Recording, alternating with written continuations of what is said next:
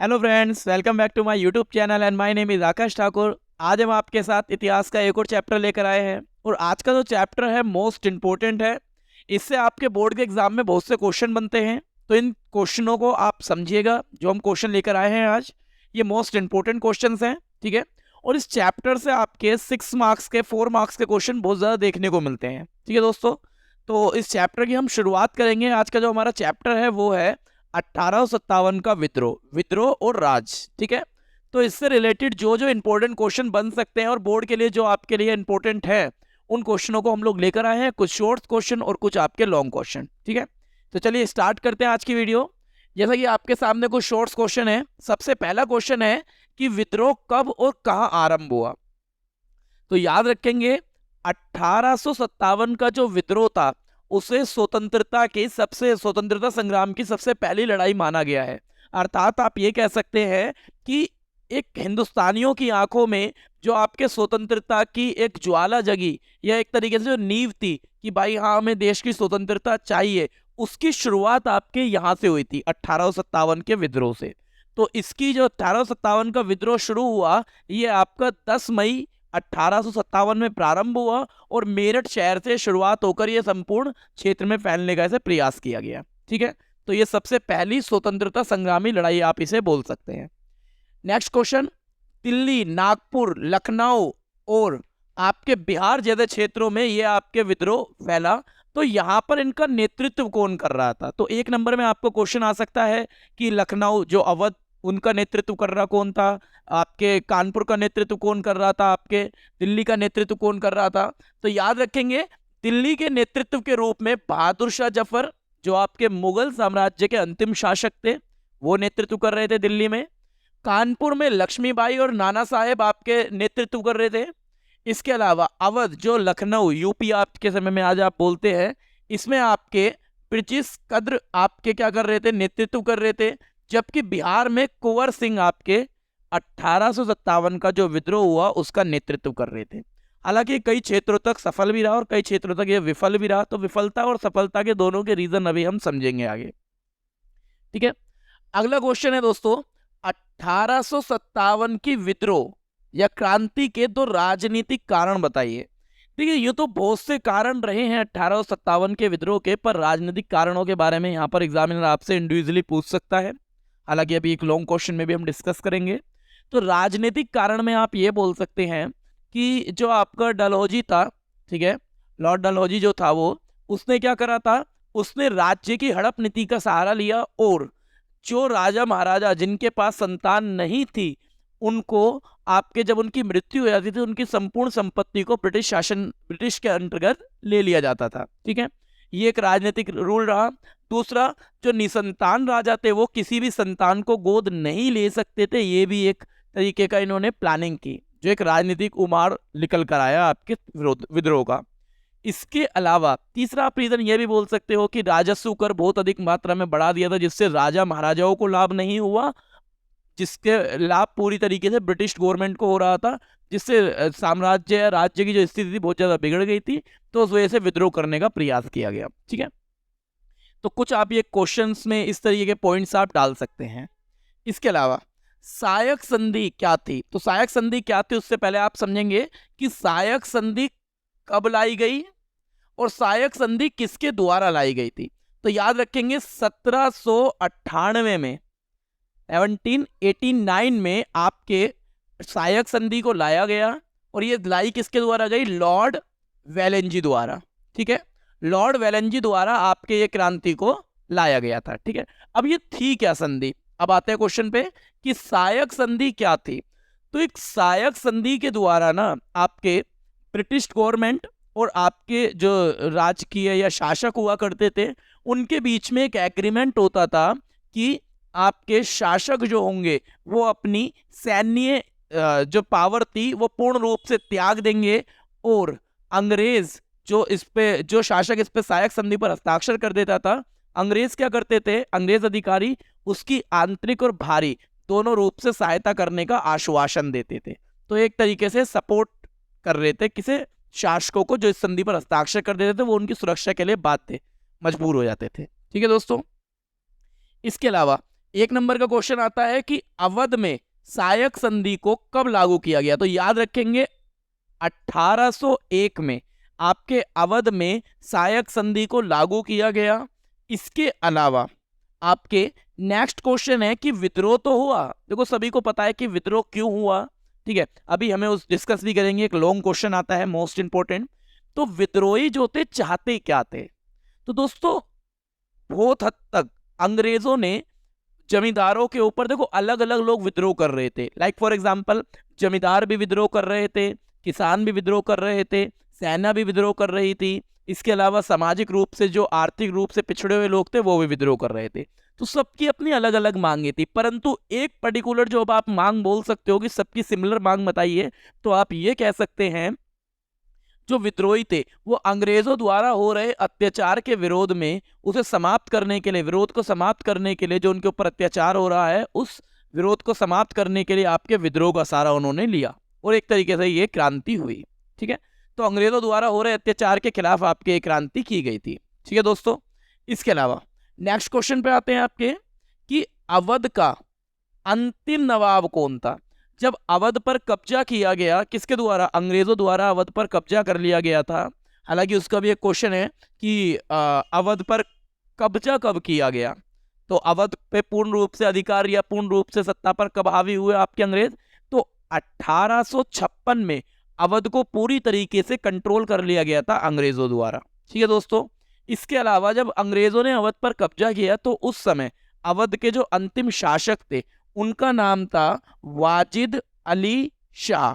तो ये नाम याद रखेंगे, एक नंबर का क्वेश्चन आ सकता है कि वाजिद अली शाह जब अवध पर कब्जा किया गया अंग्रेजों द्वारा तो उस समय ये उसके अंतिम शासक थे। ठीक है दोस्तों, इसके अलावा नेक्स्ट क्वेश्चन पे आते हैं कि अवध की रियासत के लिए,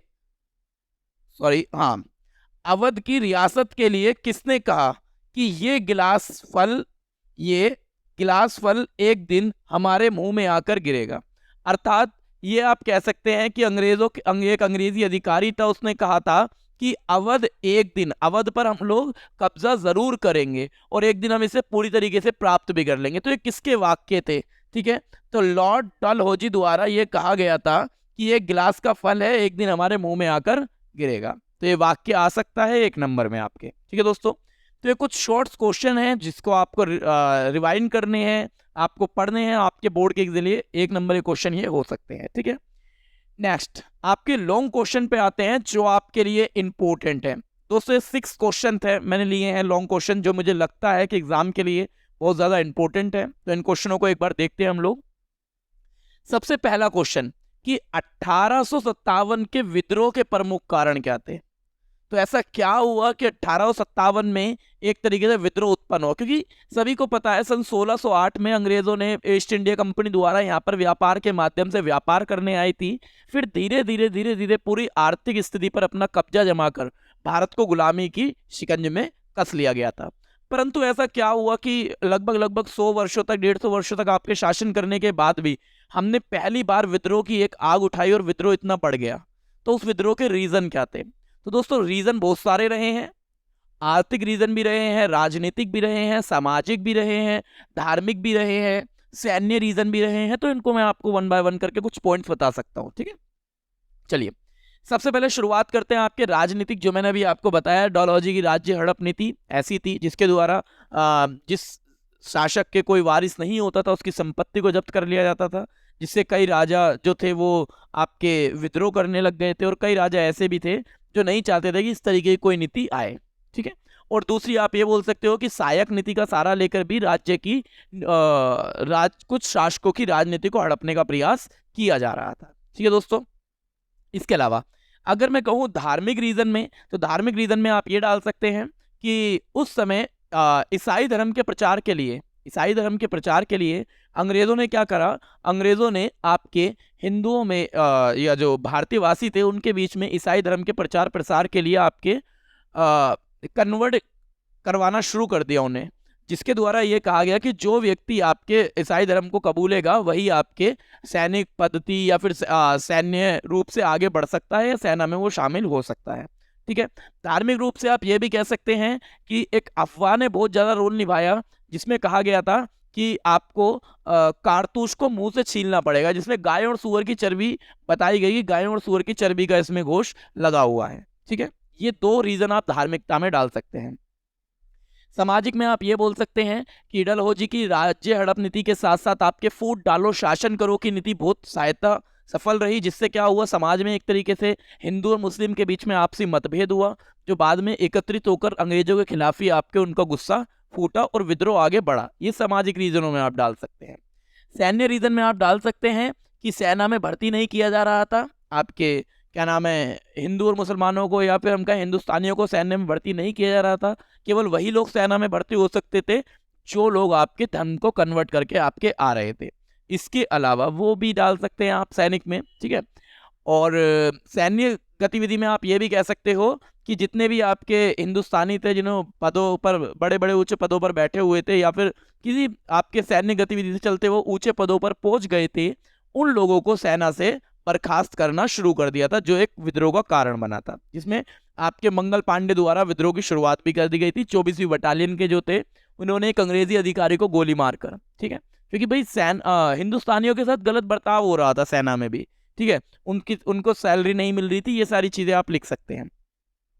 आर्थिक रूप से आप ये कह सकते हैं कि अंग्रेजों की जो राजस्व नीति थी उसका लाभ केवल ब्रिटिश गवर्नमेंट को हो रहा था, अंग्रेजों को, ठीक है, राजाओं को और जो जमींदार थे या किसान थे इसका प्रॉफिट उन्हें सीधे रूप से नहीं हो रहा था, सीधे अंग्रेजों को हो रहा था, जिसके परिणाम स्वरूप आर्थिक रूप से भारत कमजोर होता चला गया और विद्रोह का एक रीजन ये भी बन गया। ठीक है, तो दोस्तों अगर एग्जामिनर कहता है कि विद्रोह के क्या कारण थे तो आप 5 पॉइंट्स लिख सकते हैं, सामाजिक, आर्थिक, राजनीतिक, धार्मिक और सैन्य। इनके अंदर अंदर आप दो पॉइंट्स लिख सकते हैं या फिर इसी एक पॉइंट्स को आप ब्रीफ में एक्सप्लेन कर सकते हैं। ठीक है दोस्तों, इसके अलावा नेक्स्ट क्वेश्चन पे आते हैं कि 1857 का जो विद्रोह था उस विद्रोह के सफल स्वतंत्रता संग्राम ना होने के प्रमुख कारण क्या थे। देखिए, कहा जाता है कि 1857 का विद्रोह इतना भीषण था कि अगर थोड़ा और जोर लगाया जाता या थोड़े और अच्छे तकनीकी साधन हमारे पास होते तो शायद 1947 से पहले 1857 में ही आपका देश आजाद हो चुका होता, अर्थात 1857 में ही अंग्रेजों को हम भगा चुके होते। परंतु कुछ ऐसे रीजन भी रहे जिसके परिणाम स्वरूप क्या हुआ, आपके 1857 का विद्रोह सफल नहीं हो पाया। तो उन रीजन की एक बार चर्चा कर लेते हैं। जैसे सबसे पहला रीजन आप ये बोल सकते हो कि रिसोर्सेस का ना होना, संसाधनों का ना होना। अंग्रेज जो थे वो आपके गोला बारूद, अच्छी तकनीकी साधनों, बंदूकों, इनका प्रयोग कर रहे थे आपके विद्रोह लड़ाई के समय, परंतु भारत के पास इतने अच्छे रिसोर्सेज, इतने अच्छे साधन नहीं थे, जिसके कारण भारत का जो सैन्य क्रम था वो एक तरीके से आप कमजोर दर्शा सकते हैं। क्यों? क्योंकि उनके पास आपके बंदूक थी, गोला बारूद थे, हमारे पास इतने अच्छी सामग्री नहीं थी, जिसके कारण ये विद्रोह ज्यादा समय तक सरवाइव नहीं कर पाया। सेकंड रीजन आप ये कह सकते हैं कि अंग्रेजों ने इस विद्रोह को दबाने के लिए आपके ब्रिटिश या फिर हम कहें इंग्लैंड से आपके एक सैनिक टुकड़ी को बुलाया ताकि इस विद्रोह को दबाया जा सके, कुचला जा सके। ठीक है, तीसरा आप ये बोल सकते हो कि इस विद्रोह का जो आपके एक तरीके से नेतृत्व कर रहे थे वो मुगल साम्राज्य के अंतिम शासक बहादुर शाह जफर कर रहे थे, जिसके परिणाम स्वरूप उनकी मृत्यु या उन विद्रोह समाप्त होने के बाद उन्हें दूसरे क्षेत्रों में भेज दिया गया। और नेतृत्व इतना मजबूत ना होने के कारण, मतलब बहादुर शाह जफर का नेतृत्व इतना मजबूत ना होने के कारण विद्रोह को हम ज्यादा पूर्ण रूप से सफलतापूर्वक नहीं चला पाए। चौथा, विद्रोह जो था वो केवल कुछ ही क्षेत्रों तक सीमित रहा, परंतु आप सोचिए अंग्रेजों ने तो पूरे भारत पर ही कब्जा कर रखा था, तो अगर विद्रोह पूरे भारत में फैलता तो संभावना थी कि अंग्रेज भाग सकते थे, परंतु आपके विद्रोह केवल कुछ ही क्षेत्रों तक फैला, जिसके परिणाम स्वरूप आपके हम कह सकते हैं कि विद्रोह राष्ट्रव्यापी नहीं हो पाया, जिसके कारण आपके विद्रोह ये दब गया या समाप्त हो गया। ठीक है दोस्तों, तो ये कुछ कारण है जो आप लिख सकते हैं। ठीक है ना, आई होप सो क्लियर हुए होंगे, दोनों ही क्वेश्चन इंपॉर्टेंट है। अगला, अंग्रेजों ने विद्रोह के कुचलने एवं उसके दमन के लिए किस तरह के प्रयास किए। तो अंग्रेजों ने ऐसा क्या किया जिससे विद्रोह को दबाया जाए। जैसा मैंने अभी जस्ट आपको बताया, अंग्रेजों ने सबसे पहले क्या किया, आपके इंग्लैंड से, लंदन से आपके क्या करा, एक सैनिक टुकड़ी को बुलाया ताकि समाप्त किया जा सके, विद्रोह को रोका जा सके, कुचला जा सके। दूसरा आप ये बोल सकते हैं कि अंग्रेजों ने आपके हिंदू जैसे हम देख रहे थे कि हमें भाई एकजुट थे हम लोग, क्योंकि जब तक आप एकजुट हो ना तो सामने वाला आपको परास्त नहीं कर सकता। लेकिन अगर आपकी एकता भंग हुई और बिखर गई तो ऐसी कंडीशन में सामने वाला आप उसका फायदा उठाकर आपको परास्त कर सकता है। तो ऐसा ही हुआ, अंग्रेजों ने हमारी सबसे जो कमजोर कड़ी थी उस पे वार किया, हिंदू मुस्लिम को आपस में भिड़वाना, इस तरीके का भ्रम पैदा करवाया कि दोनों में आपस में भिड़ंत हुई, जिसके कारण आपके वो जो विद्रोह एकजुट चल रहा था वो विद्रोह क्या हो गया, थोड़ा अलग हुआ और कमजोर हो गया। ठीक है। और आप ये भी कह सकते हैं कि विद्रोह को कुचलने के लिए अंग्रेजों ने आपके जो इनके की पॉइंट्स थे, मतलब हमारे जो आपके मेन पॉइंट्स थे उनको टारगेट बनाया। जैसे आपके नाना साहब हो गए, आपके झांसी की रानी हो गई, जो नेतृत्व कर रहे थे उनको टारगेट बनाया कि अगर इनके पिलर ही गिर जाएंगे तो ऑटोमेटिकली बिल्डिंग ढह जाएगी। अर्थात आप कह सकते हैं कि जो नेतृत्व करने वाले नेता थे डायरेक्ट उनको टारगेट बनाने का प्रयास किया गया। ठीक है, ये आप कह सकते हैं कि विद्रोह को कुचलने के लिए अंग्रेजों ने ये प्रयास किए। इसके अलावा दोस्तों 1857 की क्रांति के बाद औपनिवेशिक शहर में क्या परिवर्तन आया? इंपॉर्टेंट क्वेश्चन है, हालांकि सारे इंपॉर्टेंट है, मैंने आपको बताया। ठीक है, तो विद्रोह को आप देखते हैं कि 1857 का विद्रोह हुआ, उसके बाद औपनिवेशिक शासन शहरों में, या हम कहें जहां पर अंग्रेज रहते थे, जो गुलामी क्षेत्र थे, उनमें क्या परिवर्तन आया? परिवर्तन यह आया, अंग्रेजों ने सबसे पहले तो पकड़ मजबूत करी और बहुत ज्यादा। पहले जो ईस्ट इंडिया कंपनी का अधिकार था भारत में, उस ईस्ट इंडिया कंपनी के अधिकार को समाप्त कर पूर्ण रूप से जो इंग्लैंड की रानी महारानी राजा थे उन्होंने पूर्ण रूप से कंट्रोल कर लिया, और यहाँ पर वारसराय की नियुक्ति शुरू हो गई। ठीक है, जिसकी रिपोर्ट सीधा अंग्रेजों राजा रानी को जाती थी। इसके अलावा अंग्रेजों ने और क्या किया? अंग्रेजों ने सोचा कि कहीं विद्रोह दोबारा ना पनप जाए, दोबारा ना उबड़े, इसीलिए अंग्रेजों ने अपना शहर थोड़ा काट लिया। अर्थात एक ऐसे शहर को बनाया जहां पर केवल अंग्रेज अधिकारी और केवल अंग्रेज ही रहा करेंगे, कोई हिंदुस्तानी नहीं रहेगा वहां पे, मतलब अपनी सुरक्षा के लिए। ठीक है, अपने आप को सुरक्षित रखा, तो एक अलग शहर काट दिया। वो जो अलग शहर काटा गया, उस अलग शहर को काटने के पश्चात आप ये बोल सकते हैं कि अंग्रेजों ने क्या किया? अंग्रेजों ने अपने आप को, रहते तो हिंदुस्तान में ही थे, लेकिन क्या करा, हिंदुस्तान से एक अलग क्षेत्र काट लिया जिसमें वो केवल अपना शहर बसा सके, और उस शहर में कोई भी हिंदुस्तानी नहीं रह सकता था। ठीक है दोस्तों, तो ये कुछ पॉइंट्स आप लिख सकते हैं इसमें। नेक्स्ट क्वेश्चन, सायक संधि की शर्तें क्या थी? जैसा कि अभी मैंने आपको बताया, सायक संधि 1798 में, मैंने जस्ट अभी आपको एक नंबर में बताया था ना, 1798 में सायक संधि लाई गई थी। किसके द्वारा, वो बता दी मैंने आपको। तो सायक संधि 1798 में लाई गई। इस सायक संधि के द्वारा आपकी कुछ शर्तें प्रस्तुत की गई, कुछ शर्तें प्रेजेंट की गई, तो वो समझते हैं हम लोग क्या थी। तो सायक संधि जो थी, इसकी सबसे पहली शर्त थी कि जो राजा एक सायक संधि पर हस्ताक्षर करेगा उसे अपनी सैन्य स्थिति को, मतलब सेना को पूरी तरीके से परित्याग करना पड़ेगा, और उस साम्राज्य की बाहरी और आंतरिक सुरक्षा की जिम्मेदारी फिर अंग्रेजी अधिकारियों की हो जाएगी, पहली शर्त। दूसरी शर्त यह होती थी कि यदि कोई भी सायक संधि पर हस्ताक्षर करता था तो वो शासक किसी दूसरे साम्राज्य या दूसरे शासकों से बिना बिना अंग्रेजों की अनुमति के संबंध, व्यापारिक संबंध नहीं बना सकता था, या किसी भी तरीके के रिलेशन बिल्ड नहीं कर सकता था। तीसरा ये कह सकते हैं सायक संधि के बारे में कि जो भी अधिकारी इस पर, जो भी शासक इस पर हस्ताक्षर करता था, वो किसी दूसरे साम्राज्य से युद्ध भी नहीं कर सकता था बिना अंग्रेजों की परमिशन के। मतलब पूर्ण रूप से आप कह सकते हो कि एक तरीके से भले ही आप राजा हो, लेकिन सारे डिसीजन कौन बन गया? डिसीजन मेकिंग पावर किसके पास चली गई? आपके अंग्रेजों के पास चली गई। आप एज ए कठपुतली की तरह बैठे हुए हो, बस ये कह सकते हो आप सायक संधि के थ्रू। ठीक है दोस्तों, next question, most important question, Awadh पर अधिकार करने का मुख्य कारण क्या था? देखिए, अवध के बारे में मैंने आपको बता दिया कि अवध में जो सायक संधि थी 1801 में लागू की गई, 1856 में पूर्ण रूप से अवध पर कब्जा कर लिया गया। अवध के अंतिम जो शासक थे वाजिद अली शाह थे। ठीक है, तो अवध इतना इंपॉर्टेंट क्यों था? तो अवध का इंपॉर्टेंट होने के पीछे रीजन था कि जो अंग्रेजों का दृष्टिकोण था वो इसलिए था आपके कि अवध में आपके कपास की खेती बहुत ही अधिक मात्रा में, कपास और नील की खेती बहुत ही अधिक मात्रा में होती थी। ठीक है, जिसके परिणाम स्वरूप उत्पादन यहाँ पर भारी, यहाँ पर ये कह सकते हैं आपकी यहाँ की जो भूमि थी वो नील की और कपास की खेती के लिए बहुत ज्यादा सही थी भूमि।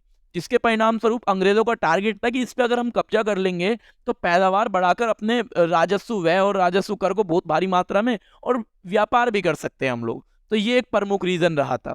सेकंड ये रहा था कि उत्तर भारत में ये एक विशाल बाजार को देख रहे थे कि एक अगर हम जैसे अवध पर कब्जा कर लेंगे तो अवध में जो एरिया है उसका इस्तेमाल हम एक मार्केट के रूप में कर सकते हैं, जिससे हम अपनी आर्थिक स्थिति को और सुदृढ़ कर सकते हैं और खजाने को और बढ़ा सकते हैं। ठीक है, तो ये कुछ रीजन रहे थे आपके अवध पर कब्जा करने के। ठीक है, तो आई होप सो दोस्तों याद रखेंगे। इस चैप्टर से बहुत ज्यादा क्वेश्चंस आते हैं आपके बोर्ड के एग्जाम में।